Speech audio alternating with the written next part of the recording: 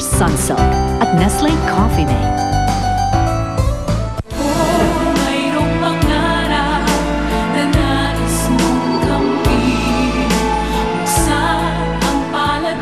Pagpapanggap mo kay Orang, Dani. Bistado ng mga pagpapanggap mo! Napanood ko ang video ng pag-aamin mo.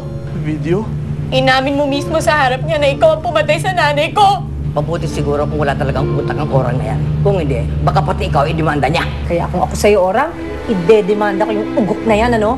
Pag nanalo ka pa sa kaso, tiyak ang datong. Kahit na anong pagmamakaaw ang gawin ko, hindi pa rin naniniwala si Orang. Ayoko siya mawala sa akin. Lumalapit ako sa'yo bilang isang ina na humihingi ng kapatawaran para sa kanyang anak. Isa lang po kong anak na naghahanap ng hustisya para sa aking ina. Susuko ako, ma. Susuko ako para kay Orang. Papatayin ko na ang puso ko, kapalit ng katarungan sa pagkamatay ni inay. Bakit po? Ano pang sadya nila? Ma'am, si Danny Vergara ho, ma'am. Ako si Danny Vergara. May subpi na kayo dahil sa isinampang kaso ni Miss Orang Di Marukot. Sisiguraduhin kong makukulong si Mr. Danny Vergara. So, inaamin mo na ikaw talagang nakasagasa kay Iseng Di Marukot. Oho. Iba na ho ang kaso niya ngayon. Anong kaso? Murder. Hindi ako lalaban. Mabuti na yun para hindi tayo mahirapang dalawa. Gusto ko lang malaman mo na labag sa loob kong ginagawa kong to. Parang hindi ko rin naman siya matitiis eh. Miss ko na siya. Pagkatapos ng arraignment na sinasabi nila, matatawarin ko na siya, Bobo.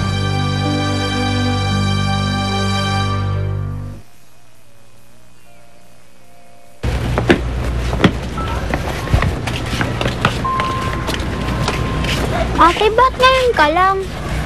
Magdamag kasi ako nagbenta ng mga basahan eh. Umuwi lang ako para ibigay sa inyo ang baon niyo. Ate, huwag niyo na po kami bigyan ng pera. Ha? Bakit? Anong babaunin niyo sa school?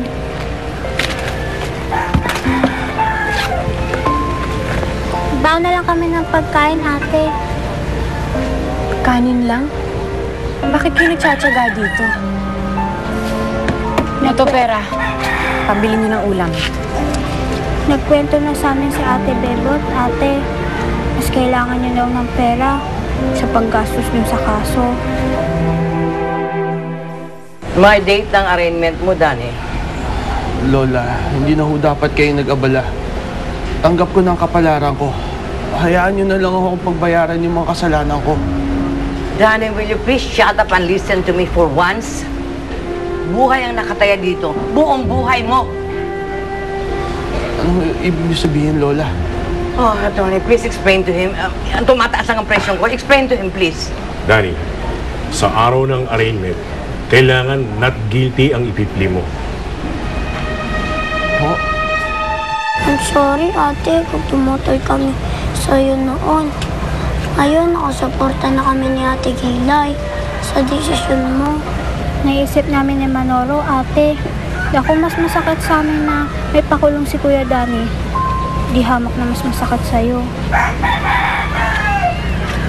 Alam niyo ba kung bakit kahit mahirap yung dinadanas ko, kinakaya ko pa rin? Dahil yun sa inyo. Kasi mababait kayo. At alam kong mahal na mahal ninyo ang ate ninyo. Ika nga. Hayaan nyo. Matatapos din lahat to. Pero nag-sign na ako ng statement. At sinabi ko na doon ang totoo na ako ang nakabundol sa nanay ni Orang. Oh, pero hindi ibig sabihin no na sinadya mo siyang patayin. Hindi ba? Magkaiba ang pinagplanuhang patayin kaysa sa hindi sinasadya. Hindi ko pa rin ho kayo maintindihan. Sa halip na homicide, murder ang sinampa nilang kaso sa'yo. Kaya huwag na huwag kang aamin, Danny. Oo nga't sinuway mo ako. Pero hindi ako papayag ng isang Vergara ang makulong. Masisira ang pangalan natin.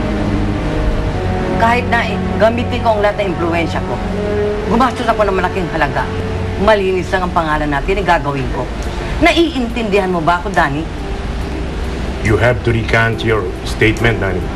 Kailangan mong baguhin ang una mong salaysay.